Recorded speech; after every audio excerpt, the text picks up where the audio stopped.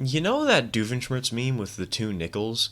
That's me today. This is the second time that I'm making a quick video on some On30 engine that I feel like hasn't really gotten enough of a spotlight in order to try and showcase some details before I modify it for myself.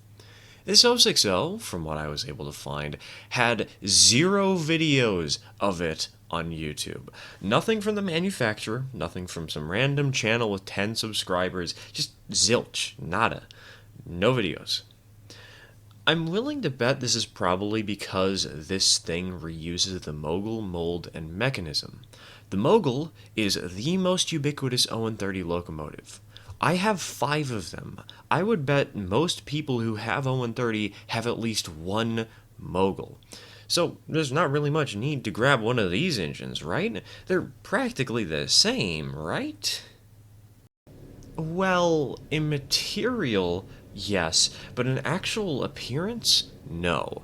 This engine has a wildly different profile thanks to the front of the engine being so drastically different. The headlight has lost its bracket and now sits atop the smoke box, practically flush with the front of the smoke box, and the cowcatcher is also pretty close to flush with the front of the smoke box, as it's replaced with a switcher's pilot and has been moved far closer to the boiler thanks to the lack of an actual pilot truck. The smoke box has a Baldwin Builder's plate instead of a Rogers plate, and the cab has a window blocked off on the side for some reason. The tender also has a backing headlight on it, and is about an inch shorter than its mogul counterpart. That, plus the shorter pilot, means this engine is roughly 2 inches shorter than the mogul. Speaking of measurements, the whole engine, from coupler to coupler, is roughly 245 millimeters long. The locomotive, minus the coupler, is around 130 millimeters on its own, and the tender is roughly 98. The smokestack reaches around 8.5 centimeters off of the ground, and the widest point of the locomotive, the cab, is around 5 centimeters in width. I didn't get to test how the engine handles sharp curves, but it seems to me that the 060 will not handle anything sharper than 12 inches.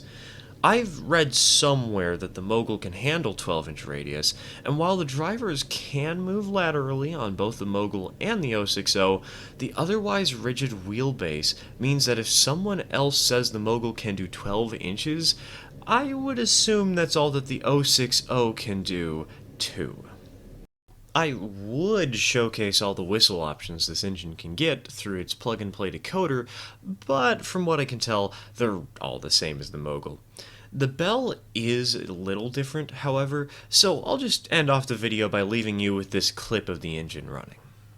Cheers, folks.